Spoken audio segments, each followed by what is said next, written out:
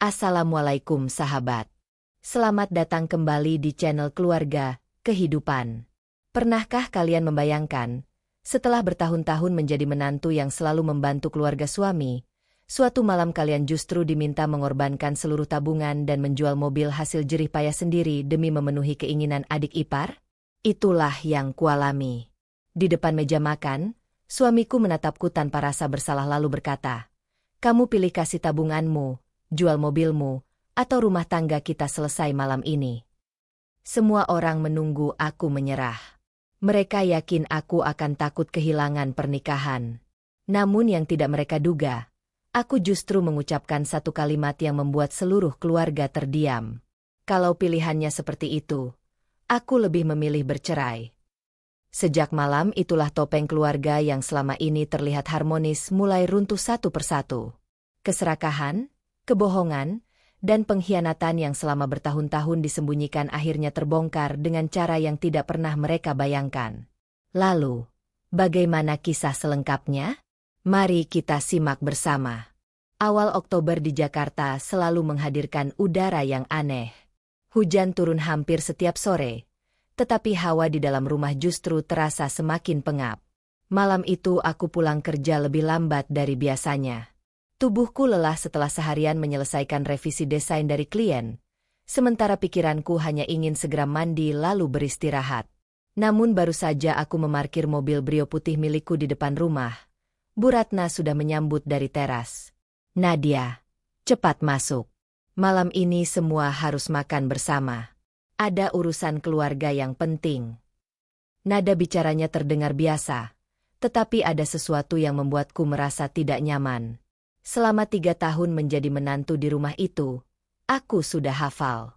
Setiap kali kalimat, urusan keluarga, keluar dari mulut mertuaku, hampir selalu ada beban baru yang harus kupikul. Aku menarik napas panjang sebelum melangkah masuk. Rumah itu memang tidak besar. Bangunannya sudah berusia puluhan tahun, dengan ruang makan yang menyatu dengan dapur sederhana. Lampu berwarna kekuningan membuat suasana terasa semakin suram. Di atas meja hanya tersedia lauk sederhana. Nasi hangat, tempe goreng, sayur asem, ikan asin, dan sambal terasi. Tidak ada yang istimewa. Namun malam itu bukan makanannya yang membuatku kehilangan selera, melainkan orang-orang yang duduk mengelilingi meja. Pak Hendra, ayah mertuaku, duduk di kursi paling ujung seperti biasa. Wajahnya tegas. Sorot matanya selalu membuat siapapun enggan membantah. Di sampingnya ada Bu Ratna yang sejak tadi sibuk memperhatikan semua orang sambil sesekali menghela napas panjang. Di hadapanku duduk suamiku, Arga. Sejak kami menikah, Arga memang dikenal sebagai anak yang paling penurut kepada orang tuanya. Ia jarang membantah, bahkan ketika keputusan itu jelas merugikan dirinya sendiri. Di sebelahnya duduk Fajar, adik iparku. Usianya 26 tahun. Penampilannya selalu rapi dan mengikuti tren. Hampir setiap minggu ia membeli pakaian baru, mengganti sepatu, atau mengunggah foto-foto bergaya mewah di media sosial. Dari luar, orang mungkin mengira hidupnya sangat sukses. Padahal aku tahu kenyataannya jauh berbeda. Penghasilannya tidak menentu, tetapi gaya hidupnya selalu ingin terlihat lebih tinggi daripada kemampuannya. Makan malam berlangsung dalam keheningan cukup lama. Tak ada seorang pun berbicara sampai Pak Hendra meletakkan gelas tehnya dengan pelan di atas meja. Suara benturannya membuat semua mata otomatis tertuju kepadanya. Ayah sengaja mengumpulkan kalian malam ini karena ada persoalan yang harus diselesaikan bersama. Aku menghentikan gerakan tanganku. Instingku mengatakan pembicaraan ini tidak akan sederhana. Pak Hendra melanjutkan dengan suara tenang. Fajar akan menikah dalam waktu dekat. Aku menoleh ke arah Fajar yang hanya tersenyum tipis seolah kabar itu adalah sesuatu yang sudah pasti membanggakan. Aku sebenarnya ikut senang mendengarnya. Menikah adalah kabar baik. Namun firasat burukku belum juga hilang. Pak Hendra kembali berbicara. Keluarga calon mempelai perempuan meminta mereka memiliki tempat tinggal sendiri setelah menikah. Aku mengangguk pelan. Permintaan itu terdengar masuk akal. Tidak ada orang tua yang ingin anaknya memulai rumah tangga tanpa tempat tinggal yang layak. Masalahnya, aku tahu kondisi keuangan keluarga ini. Rumah yang kami tempati bahkan masih menjadi satu untuk semua anggota keluarga. Aku mulai bertanya-tanya dalam hati. Kalau begitu, bagaimana mereka akan memenuhi permintaan itu? Belum sempat pertanyaan itu terjawab, Bu Ratna mengambil alih pembicaraan. Nadia, sebenarnya ayah dan ibu sudah berusaha kemana-mana. Nada suaranya terdengar lirih, seolah sedang memikul beban yang sangat berat. Kami sudah menghitung semua tabungan pensiun. Bahkan sebagian sudah kami siapkan untuk membantu Fajar membeli apartemen kecil. Aku mulai memperhatikan setiap kalimatnya. Apartemen yang cocok itu membutuhkan uang muka sekitar 200 juta rupiah. Kalimat itu membuat ruang makan kembali sunyi. Bu Ratna menundukkan kepala sejenak sebelum melanjutkan. Sayangnya, tabungan kami hanya cukup separuhnya. Aku melihat Arga ikut menundukkan wajah. Fajar justru terlihat santai. Tidak ada sedikit pun rasa cemas di wajahnya. Seolah-olah ia sudah tahu bagaimana semua kekurangan itu akan ditutup. Aku mulai merasakan sesuatu yang tidak beres. Entah mengapa, sejak awal pembicaraan aku merasa semua tatapan perlahan mengarah kepadaku. Dan perasaan itu membuat dadaku mulai terasa sesak. Aku belum tahu apa yang sebenarnya mereka inginkan. Tetapi aku yakin. Makan malam itu baru saja membuka pintu menuju masalah terbesar dalam rumah tanggaku. Aku mencoba tetap tenang meskipun suasana di meja makan semakin membuatku tidak nyaman.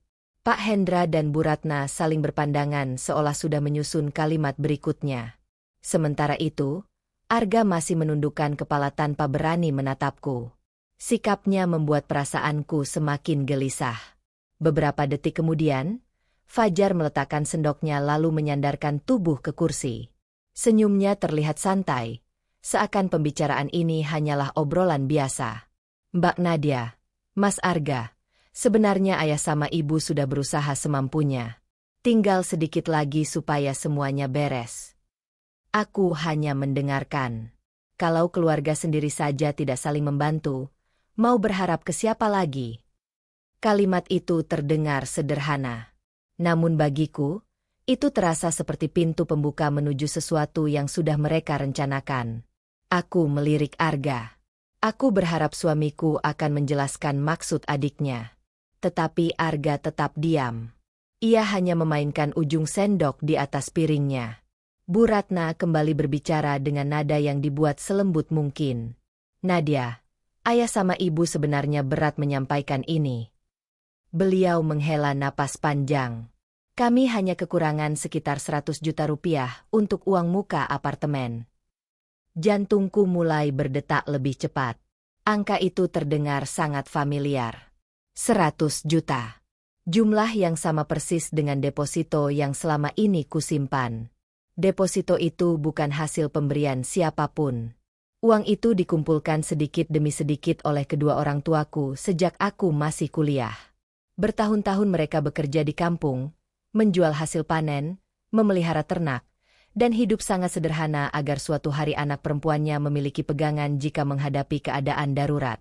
Aku tidak pernah sekalipun berniat menggunakan uang itu untuk hal-hal yang tidak penting. Karena bagiku, deposito itu bukan sekadar tabungan. Itu adalah simbol pengorbanan orang tuaku. Belum sempat aku berbicara, Fajar kembali melanjutkan. Kalau Mbak mau pinjamin dulu, nanti aku cicil. Anggap saja investasi keluarga. Aku menatapnya beberapa saat. Raut wajahnya sama sekali tidak menunjukkan rasa sungkan. Seolah meminta uang sebesar 100 juta adalah sesuatu yang sangat wajar. Aku menarik napas perlahan. Maaf, Fajar. Suaraku tetap tenang. Tabungan itu memang ada, tapi bukan untuk dipakai membeli apartemen. Itu dana darurat dari orang tuaku. Fajar terkekeh pelan. Mbak terlalu khawatir. Ia melambaikan tangan dengan santai. Nanti juga aku balikin. Masa sama keluarga sendiri enggak percaya? Aku belum sempat menjawab ketika matanya beralih ke arah jendela. Di luar rumah, mobil Brio putih milikku masih terparkir. Tatapan Fajar berhenti cukup lama di sana. Lalu senyum tipis muncul di wajahnya. Kalau masih kurang. Ia menggantung kalimatnya beberapa detik. Mobil Mbak juga bisa dijual. Suasana ruang makan langsung membeku. Aku sempat mengira pendengaranku salah. Namun Fajar melanjutkan tanpa sedikit pun merasa bersalah. Jarak kantor Mbak kan dekat. Bisa naik KRL, MRT, atau ojek online. Mobil itu paling cuma dipakai berangkat kerja. Ia tersenyum seolah baru menemukan solusi yang sangat cerdas. Kalau mobil dijual, ditambah deposito itu, semua masalah selesai. Aku benar-benar kehilangan kata-kata. Bagaimana mungkin seseorang bisa begitu mudah menyuruh orang lain menjual harta hasil kerja kerasnya sendiri? Mobil itu kubeli jauh sebelum menikah. Selama bertahun-tahun aku menyisihkan gaji sedikit demi sedikit untuk uang muka. Sisanya kucicil sendiri tanpa meminta bantuan siapapun. Setiap goresan di bodinya mengingatkanku pada perjuangan saat masih merintis karir. Namun di mata Fajar, mobil itu hanyalah barang yang bisa dijual kapan saja demi memenuhi keinginannya. Dadaku mulai terasa panas. Tetapi yang lebih menyakitkan bukanlah ucapan Fajar, melainkan keheningan suamiku. Aku menoleh perlahan ke arah Arga. Aku berharap kali ini ia akan mengatakan sesuatu. Setidaknya satu kalimat sederhana. Bahwa mobil itu milikku. Bahwa deposito itu adalah hakku. Bahwa keluarganya sudah melampaui batas. Namun harapan itu kembali pupus. Arga hanya mengusap tengkuknya dengan gelisah. Ia masih tidak berani mengangkat wajah. Tidak ada pembelaan. Tidak ada penolakan. Tidak ada keberanian. Keheningannya terasa jauh lebih menyakitkan daripada semua ucapan Fajar malam itu. Aku mulai menyadari satu kenyataan yang selama ini berusaha kuabaikan. Malam itu, aku sedang menghadapi 4 orang sekaligus. Dan suamiku tidak sedang berdiri di sisiku. Suasana ruang makan berubah semakin tegang. Tidak ada lagi suara sendok yang beradu dengan piring. Bahkan kipas angin tua di sudut ruangan terdengar jauh lebih nyaring daripada napas orang-orang yang duduk di meja makan itu. Aku masih menatap Arga. Entah mengapa, sebagian diriku masih berharap suamiku akan membuka suara. Mungkin ia hanya membutuhkan waktu untuk berpikir. Mungkin ia sedang mencari cara agar kedua orang tuanya tidak tersinggung. Namun harapan itu perlahan memudar. Pak Hendra menatapku dengan wajah datar. Nadia. Aku mengalihkan pandangan kepadanya. Jawab terus terang. Jangan dipersulit. Beliau menyandarkan punggungnya ke kursi. Kalau uang itu memang ada, kenapa tidak dipakai membantu keluarga sendiri? Aku menarik napas perlahan. Karena itu bukan uang keluarga, Pak. Jawabanku terdengar tenang, tetapi tegas. Itu tabungan yang diberikan orang tua saya jauh sebelum saya menikah. Belum sempat aku melanjutkan, Bu Ratna langsung memotong. Kamu sudah jadi bagian keluarga ini. Nada suaranya mulai berubah. Kalau sudah menikah, seharusnya tidak ada lagi istilah uangmu atau uangku. Aku menggeleng pelan. Saya memahami maksud ibu. Tapi uang itu memang disiapkan orang tua saya untuk masa depan saya. Saya tidak mungkin menggunakannya untuk membeli apartemen orang lain. Wajah Bu Ratna langsung berubah. Raut lembut yang sejak tadi ia tunjukkan perlahan menghilang. Nadia. Suaranya kini terdengar lebih keras. Selama 3 tahun kamu tinggal di rumah ini, siapa yang menerima kamu sebagai keluarga? Aku terdiam. Beliau kembali melanjutkan. Kami tidak pernah memperlakukanmu seperti orang luar. Kalimat itu membuat dadaku terasa sesak. Aku ingin menjawab. Aku ingin mengingatkan bahwa selama 3 tahun terakhir aku ikut membantu biaya rumah, membeli kebutuhan dapur, membayar tagihan listrik ketika keadaan mendesak, bahkan sering memberikan uang belanja tanpa pernah menghitungnya kembali. Tetapi aku memilih diam. Aku tahu, Sebesar apapun pengorbananku tidak akan pernah dianggap cukup. Fajar kembali menyela. Jangan dibikin ribet, Mbak. Ia tersenyum tipis. Aku cuma pinjam. Kalau nanti usahaku maju, uang itu pasti balik. Aku menatapnya tanpa berkedip. Dengan cara apa? Pertanyaanku membuat senyumnya menghilang. Kamu sendiri belum punya tabungan yang cukup untuk menikah. Penghasilanmu juga belum stabil. Lalu bagaimana kamu bisa mengembalikan uang sebanyak itu? Fajar tampak tidak senang. Ia mengembuskan napas panjang. Mbak enggak percaya sama aku. Bukan soal percaya. Jawabku pelan. Soal kemampuan. Ruangan kembali hening. Pak Hendra mengusap meja dengan telapak tangannya. Sebagai kakak, Arga memang punya tanggung jawab membantu adiknya. Aku langsung menoleh kepada suamiku. Kini aku benar-benar menunggu jawabannya. Arga akhirnya mengangkat wajah. Tatapan kami bertemu untuk pertama kalinya sejak makan malam dimulai. Aku berharap mendengar kalimat yang akan membuatku merasa tidak sendirian. Namun yang keluar justru membuat jantungku serasa berhenti. Mungkin. Arga berbicara pelan. Kita bisa cari jalan tengah. Aku mengernyit. Maksudmu? Arga menghela napas. Mobil itu masih bisa dijual nanti. Dadaku langsung terasa kosong. Sedangkan tabunganmu. Ia menelan ludah sebelum melanjutkan. Anggap saja dipinjamkan dulu. Aku memandang wajah pria yang kunikahi 3 tahun lalu. Pria yang selama ini kupercaya akan menjadi pelindungku. Tetapi malam itu, dia justru menjadi orang pertama yang menyerahkan hakku kepada keluarganya. Aku tersenyum tipis. Bukan karena senang, melainkan karena kecewa. Kecewa yang begitu dalam hingga air mata pun enggan keluar. Jadi, aku menatap Arga tanpa berkedip. Kamu juga setuju aku menyerahkan tabungan dan menjual mobilku? Arga tidak langsung menjawab. Ia hanya berkata lirih. Kita ini keluarga. Kita harus saling membantu. Kalimat sederhana itu terdengar seperti palu yang menghancurkan seluruh keyakinanku selama ini. Ternyata selama 3 tahun menjadi istri, aku hanya dianggap berguna selama masih bisa memberi. Aku perlahan meletakkan sendok di atas meja. Suara kecil itu terdengar begitu jelas di tengah keheningan. Lalu aku berdiri. Semua mata langsung mengarah kepadaku. Aku menatap satu persatu wajah mereka. Pak Hendra, Bu Ratna, Fajar, dan terakhir, Arga. Dengan suara yang tetap tenang, aku akhirnya mengucapkan keputusan yang sudah bulat di dalam hati. Maaf. Apapun alasannya, aku tidak akan memberikan tabungan itu. Dan aku juga tidak akan menjual mobilku. Belum selesai kalimatku, Bu Ratna langsung berdiri dari kursinya dengan wajah memerah. Tatapannya penuh kemarahan.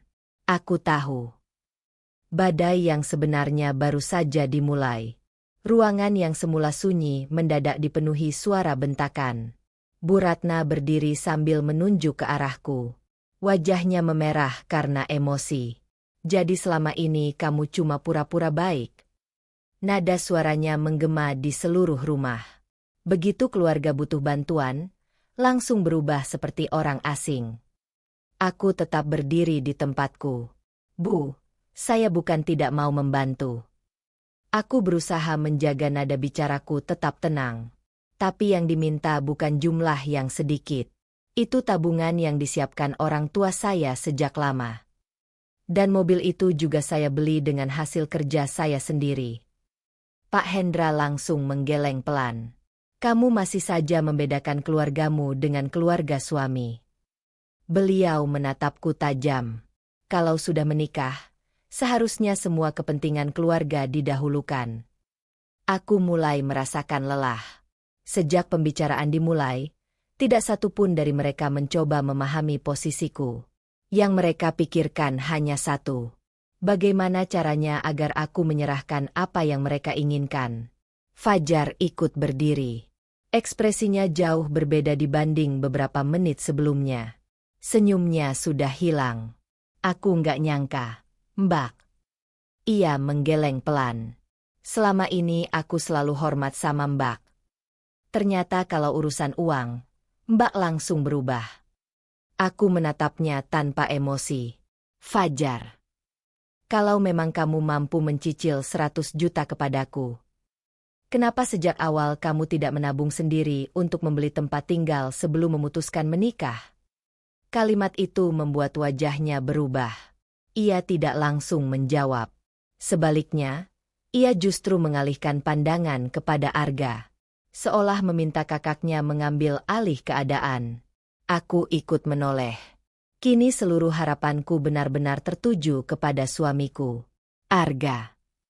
Suaraku jauh lebih pelan dibanding sebelumnya. Kamu juga menganggap aku salah. Arga mengusap wajahnya perlahan. Ia tampak gelisah.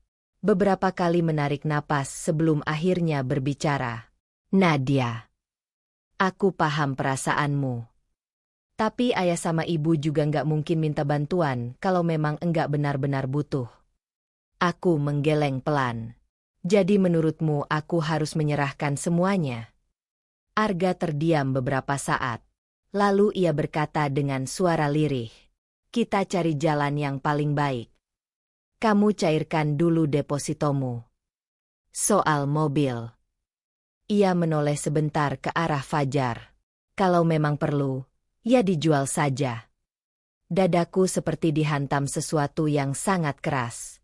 Kalimat itu akhirnya keluar juga. Bukan dari orang lain, tetapi dari pria yang selama ini kuanggap sebagai tempat paling aman dalam hidupku. Aku menatapnya cukup lama, lalu tersenyum tipis. Senyum yang lahir bukan karena bahagia, melainkan karena semua harapanku baru saja runtuh. Jadi, kamu benar-benar setuju? Arga mengangguk pelan. Demi keluarga. 3 kata itu terasa lebih menyakitkan daripada semua bentakan yang sejak tadi kuterima. Aku tertawa lirih. Bukan karena lucu, tetapi karena akhirnya aku mengerti. Selama ini aku mengira kami adalah sebuah tim. Ternyata sejak awal aku berdiri sendirian. Aku mengambil napas panjang. Kalau begitu, aku menatap Arga tepat di matanya. Sekarang aku juga punya satu pertanyaan. Ruangan kembali hening. Kalau suatu hari nanti orang tuaku membutuhkan bantuan sebesar 100 juta rupiah, apakah keluargamu juga akan menjual aset mereka untuk membantu? Tidak ada yang menjawab. Pak Hendra hanya mengerutkan dahi. Bu Ratna memalingkan wajah. Sedangkan Fajar mulai terlihat gelisah. Jawaban mereka sudah bisa kutebak. Aturannya hanya berlaku untukku, bukan untuk mereka. Aku mengangguk pelan. Baik. Kalau memang begitu, aku tetap tidak akan memberikan tabungan itu. Dan mobilku juga tidak akan dijual. Kalimatku baru saja selesai ketika Arga tiba-tiba berdiri. Wajahnya berubah tegang. Ia melangkah mendekat hingga berdiri tepat di hadapanku. Nadia. Nada suaranya kini tidak lagi lembut. Jangan keras kepala. Ayah dan ibu sudah mengalah. Kamu juga harus belajar mengalah. Aku menatapnya tanpa berkedip. Aku sudah terlalu sering mengalah. Selama 3 tahun. Tapi malam ini, aku memilih mempertahankan hakku. Arga mengepalkan kedua tangannya. Emosi yang sejak tadi ia tahan akhirnya meledak. Kalau memang kamu lebih memilih uang dan mobilmu daripada keluargaku. Ia berhenti sesaat, lalu mengucapkan kalimat yang membuat seluruh ruangan membeku. Kalau begitu kita akhiri saja rumah tangga ini. Aku menatapnya dalam diam. Tidak ada air mata. Tidak ada kepanikan. Hanya keheningan yang terasa begitu panjang. Arga mengira ancaman itu akan membuatku menyerah. Padahal, Kalimat itulah yang justru mengubah seluruh jalan hidup kami untuk selamanya. Ucapan Arga masih menggantung di udara. Tidak seorang pun di meja makan menyangka ia akan membawa persoalan ini sejauh itu. Namun yang lebih mengejutkan adalah reaksi keluarganya. Tidak ada yang mencoba menenangkan keadaan. Tidak ada yang mengatakan bahwa perceraian bukanlah jalan keluar. Sebaliknya, Pak Hendra hanya mengembuskan napas pelan, seolah keputusan itu memang sudah pantas jika aku tetap bersikeras mempertahankan tabungan dan mobilku. Bu Ratna pun tidak lagi berusaha membujuk. Tatapannya justru dipenuhi kekecewaan, seakan akulah penyebab seluruh masalah keluarga malam itu. Fajar bahkan terlihat jauh lebih tenang dibanding sebelumnya. Ia menyandarkan tubuh ke kursi sambil menatapku tanpa rasa bersalah. Baginya, persoalan ini mungkin sederhana. Jika aku menyerah, ia mendapatkan apartemen. Jika aku memilih pergi, setidaknya tidak ada lagi orang yang menghalangi keinginannya. Aku memperhatikan wajah mereka satu persatu. Saat itulah aku benar-benar sadar. Tidak ada seorang pun yang memikirkan perasaanku. Mereka hanya memikirkan apa yang bisa mereka dapatkan dariku. Aku menoleh kepada Arga. Pria yang 3 tahun lalu mengucapkan janji akan menjagaku dalam keadaan apapun kini berdiri beberapa langkah di depanku dengan wajah dingin. Tidak ada penyesalan setelah mengancam akan mengakhiri pernikahan kami. Justru ia tampak menunggu jawabanku. Aku menarik napas panjang. Aneh rasanya. Beberapa menit sebelumnya dadaku terasa sesak. Kini justru muncul ketenangan yang belum pernah kurasakan. Mungkin karena akhirnya aku berhenti berharap. Aku tidak lagi menunggu Arga membelaku.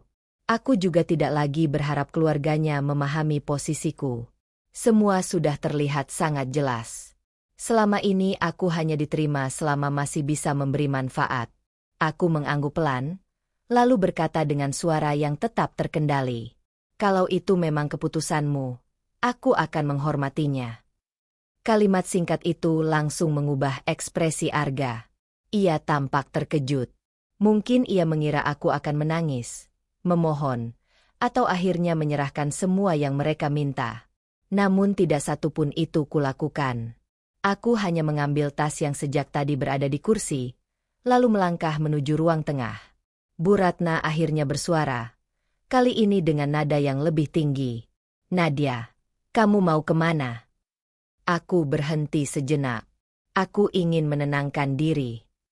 Jawabanku singkat. Tidak ada gunanya melanjutkan perdebatan. Keputusan mereka sudah bulat. Begitu juga keputusanku. Aku masuk ke kamar dan mulai memasukkan beberapa pakaian ke dalam koper kecil. Tidak banyak barang yang kubawa. Hanya pakaian kerja, dokumen penting, laptop, dan beberapa barang pribadi yang memang kubeli sebelum menikah. Saat membuka laci meja, mataku tertuju pada buku tabungan deposito pemberian orang tuaku. Aku menggenggamnya erat. Benda sederhana itu mengingatkanku pada ayah dan ibu yang bekerja tanpa mengenal lelah agar anak mereka memiliki masa depan yang lebih aman. Malam ini aku semakin yakin. Aku tidak boleh mengkhianati pengorbanan mereka hanya karena tekanan dari keluarga suami. Beberapa menit kemudian aku keluar sambil menarik koper. Seluruh anggota keluarga masih berada di ruang makan. Tatapan mereka mengikuti setiap langkahku. Tidak ada yang mencoba menghentikan. Tidak ada yang meminta maaf. Yang terdengar hanya suara roda koper yang bergesekan dengan lantai keramik. Aku mengambil kunci mobil di atas meja dekat pintu. Sebelum melangkah keluar, aku menoleh untuk terakhir kalinya.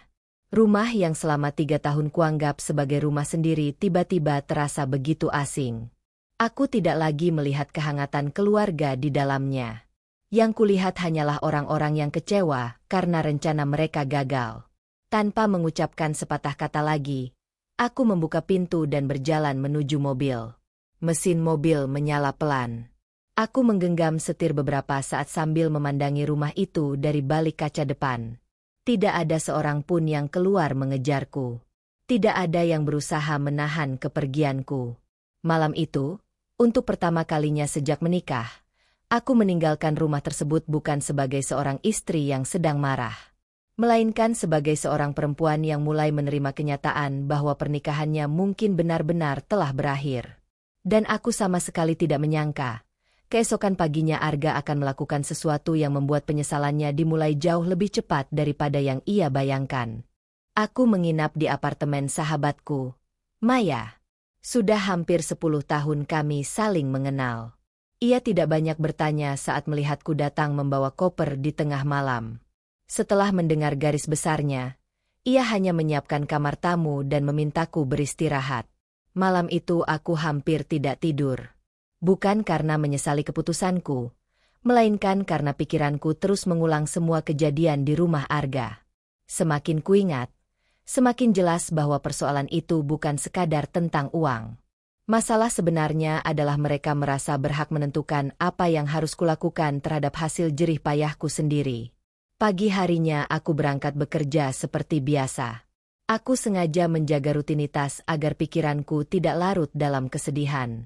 Di kantor, aku menyelesaikan pekerjaan satu persatu tanpa menceritakan masalah pribadiku kepada siapapun. Menjelang siang, ponselku mulai berdering. Nama Arga muncul di layar. Aku hanya memandanginya beberapa detik sebelum membiarkannya berhenti sendiri.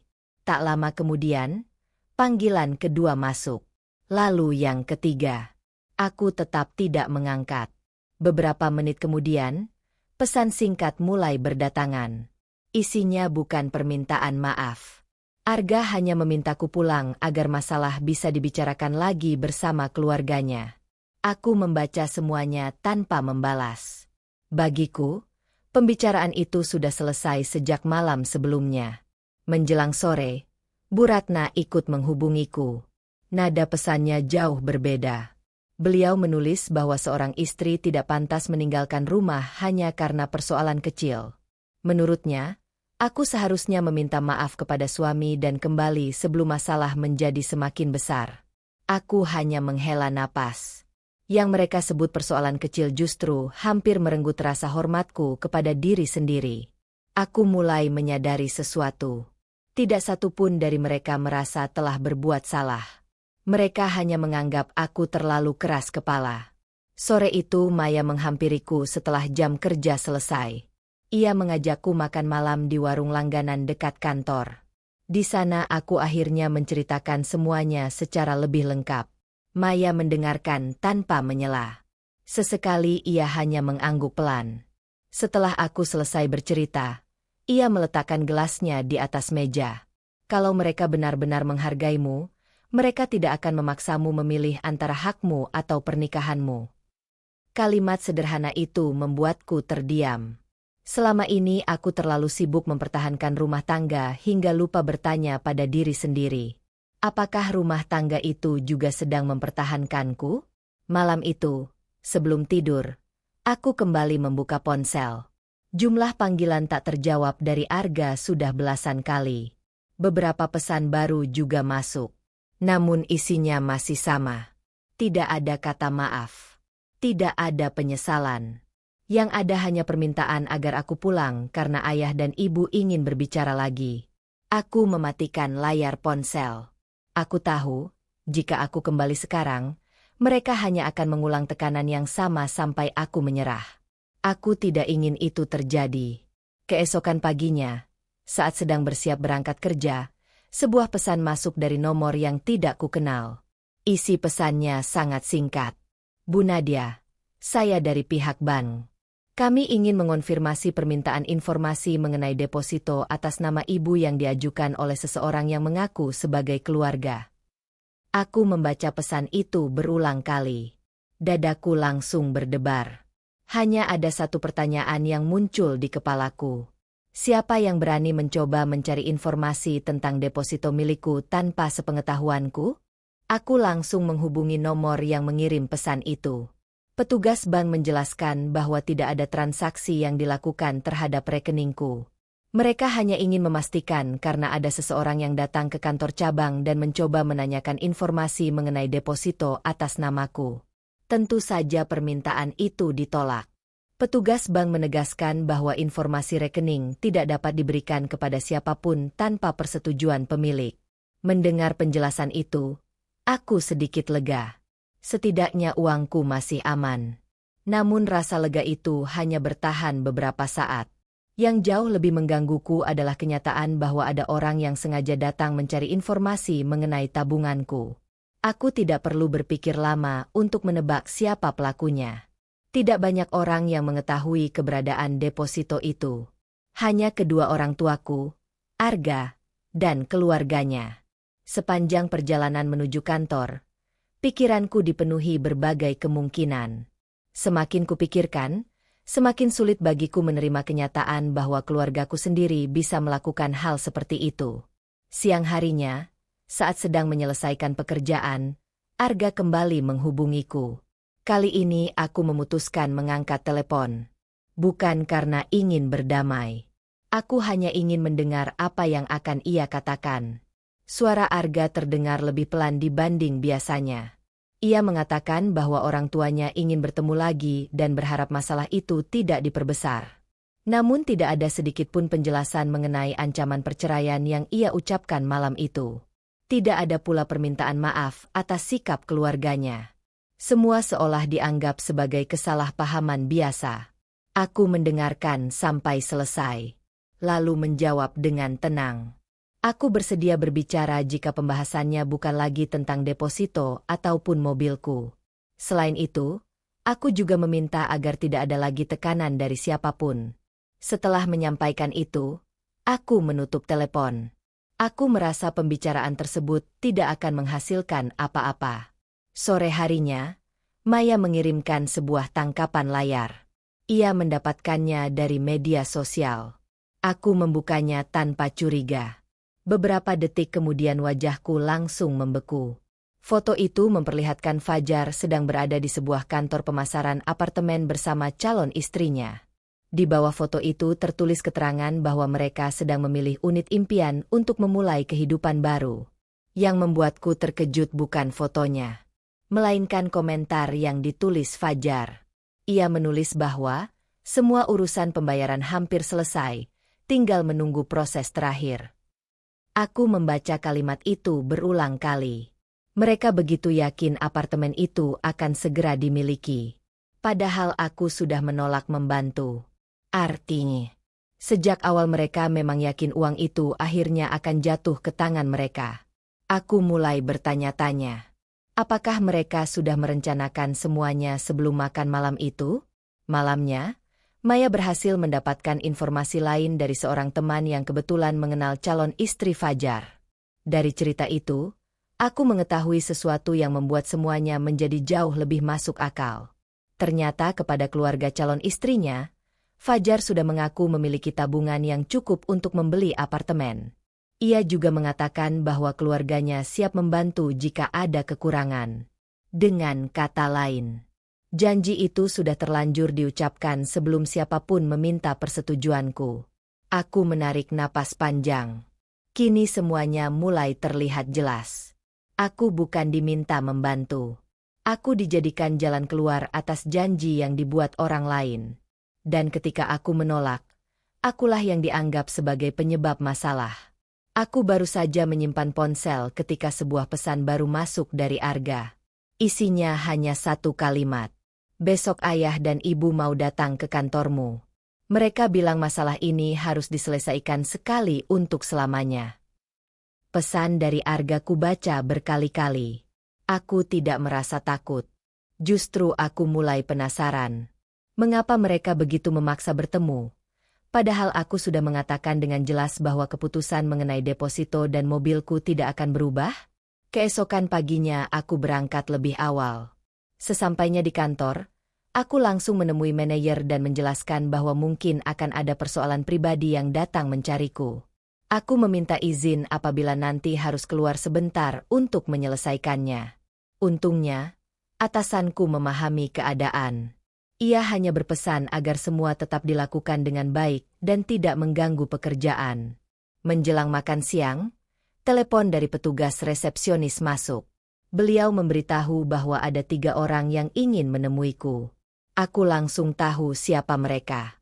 Beberapa menit kemudian aku turun ke lobi. Dugaan itu benar. Pak Hendra, Bu Ratna, dan Arga sudah menunggu di ruang tamu kantor. Hanya Fajar yang tidak terlihat.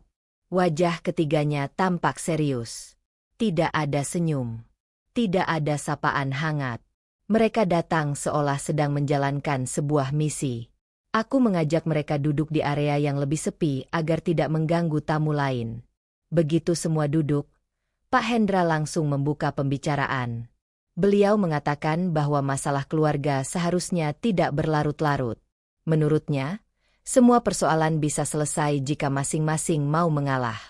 Aku hanya mendengarkan. Kalimat yang sama sudah sering kudengar. Namun anehnya, orang yang selalu diminta mengalah hanyalah aku. Bu Ratna kemudian mengambil alih. Beliau mengatakan bahwa sejak aku pergi, suasana rumah menjadi tidak nyaman. Tetangga mulai bertanya-tanya, sementara keluarga calon besan Fajar juga terus menanyakan perkembangan pembelian apartemen. Mendengar itu, aku akhirnya memahami alasan sebenarnya mereka datang.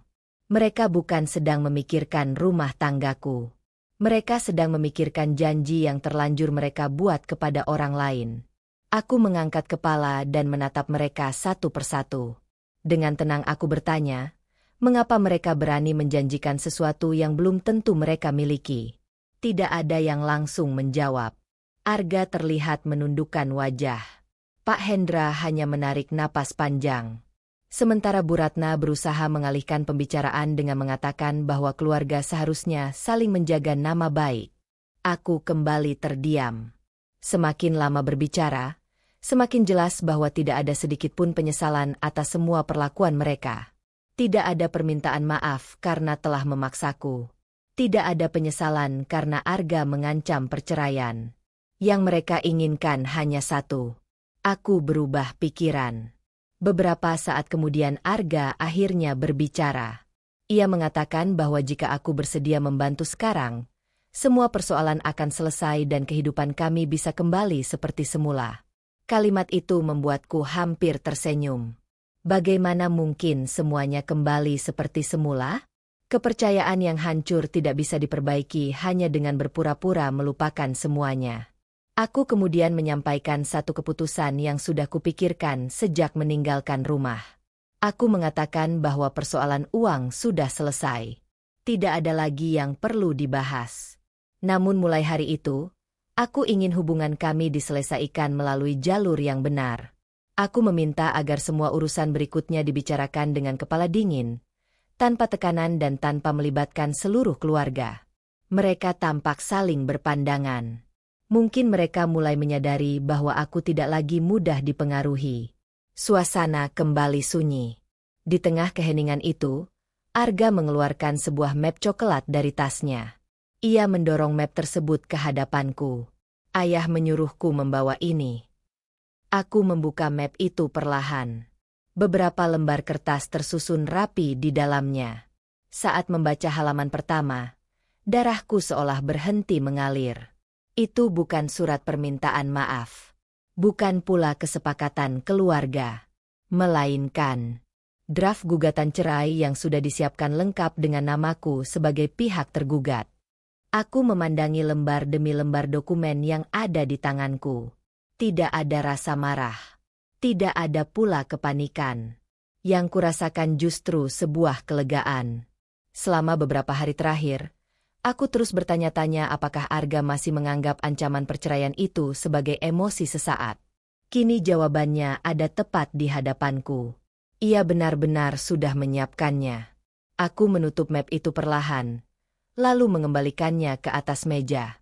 Tidak ada satu kalimat pun yang keluar dari mulutku selama beberapa detik. Keheningan itu justru membuat Arga mulai terlihat gelisah. Ia berkali-kali mengusap kedua tangannya. Tatapannya tidak lagi setegas saat memintaku memilih antara keluarga atau hartaku. Aku akhirnya mengangkat kepala. Dengan suara tenang, aku mengatakan bahwa jika memang itu keputusan yang sudah mereka pikirkan dengan matang, aku tidak akan menghalanginya. Jawabanku membuat ketiganya saling berpandangan. Mereka mungkin mengira aku akan menangis atau memohon agar rumah tangga kami diselamatkan. Namun semua itu tidak terjadi. Aku sudah terlalu lelah mempertahankan hubungan yang hanya berjalan satu arah. Pak Hendra mencoba menjelaskan bahwa perceraian sebenarnya bukan tujuan mereka. Menurutnya, dokumen itu hanya bentuk keseriusan agar persoalan segera selesai. Aku hanya tersenyum tipis. Bagiku, tidak ada seorang pun yang menyiapkan gugatan cerai jika memang tidak berniat menggunakannya. Kalimat itu membuat suasana kembali hening. Beberapa saat kemudian aku berdiri. Aku mengatakan bahwa jam istirahatku hampir selesai dan aku harus kembali bekerja. Sebelum melangkah pergi, aku menyampaikan satu hal yang selama ini kusimpan. Selama 3 tahun menikah, aku tidak pernah menghitung berapa banyak penghasilanku yang ikut membantu kebutuhan rumah. Aku ikut membayar tagihan ketika keadaan sulit. Aku membeli kebutuhan dapur tanpa diminta. Aku membantu biaya berobat Pak Hendra saat sakit. Aku juga beberapa kali memberikan uang kepada Fajar ketika usahanya mengalami masalah. Semua kulakukan dengan ikhlas karena aku menganggap mereka sebagai keluarga. Sayangnya, semua pengorbanan itu ternyata tidak berarti apa-apa. Nilai diriku di mata mereka hanya diukur dari seberapa besar lagi yang masih bisa mereka ambil. Setelah mengatakan itu, aku meninggalkan ruang tamu kantor. Aku tidak menoleh lagi. Saat pintu lift menutup, aku sempat melihat bayangan Arga berdiri terpaku. Wajahnya tidak lagi dipenuhi keyakinan. Untuk pertama kalinya sejak semua masalah ini dimulai, ia terlihat benar-benar kehilangan arah. 2 minggu berlalu. Aku memilih fokus bekerja dan mulai menjalani hidup dengan lebih tenang. Proses perceraian mulai berjalan melalui kuasa hukum. Selama itu pula tidak ada lagi pembicaraan mengenai deposito ataupun mobil. Suatu sore, Maya datang ke mejaku sambil membawa kabar yang tidak kusangka. Ia baru saja bertemu teman lamanya yang tinggal tidak jauh dari rumah mertuaku. Dari cerita itulah aku mengetahui bahwa rencana pernikahan Fajar mulai bermasalah. Keluarga calon istrinya mengetahui bahwa uang untuk membeli apartemen ternyata belum tersedia seperti yang selama ini dijanjikan. Akibatnya, pembicaraan kedua keluarga menjadi tidak lagi semulus sebelumnya. Bahkan terdengar kabar bahwa tanggal pernikahan terpaksa ditunda. Aku hanya menghela napas. Semua itu sebenarnya bisa dihindari jika sejak awal mereka jujur. Mereka tidak perlu menjadikan aku sebagai jalan keluar atas janji yang mereka buat sendiri. Beberapa hari kemudian, sebuah nomor yang sangat kukenal kembali muncul di layar ponselku. Arga. Kali ini aku mengangkat telepon. Namun suara yang terdengar di seberang membuatku sedikit terkejut. Nada bicaranya tidak lagi keras. Tidak lagi penuh tuntutan. Ia terdengar lelah. Aku bisa merasakan bahwa sesuatu telah berubah. Dan kalimat pertama yang keluar dari mulutnya membuatku terdiam. Ia mengatakan bahwa selama beberapa minggu terakhir, rumah mereka justru dipenuhi pertengkaran. Semua orang mulai saling menyalahkan. Barulah saat itu Arga menyadari. Kepergianku bukanlah penyebab hancurnya keluarga mereka.